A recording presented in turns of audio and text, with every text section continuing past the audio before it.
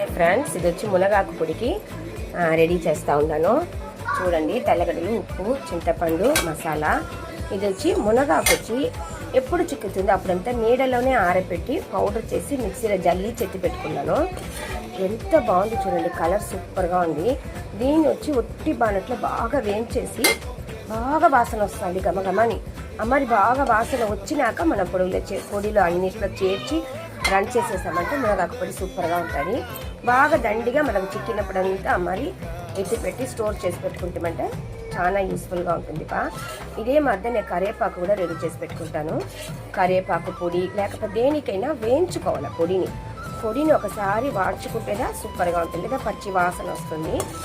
ఓకేనా, సూపర్గా ఉంటుంది. దీన్ని మనం అట్లే దోశ పిండిలో కలిపితే మనకు పొడి సరిగా కలవదు.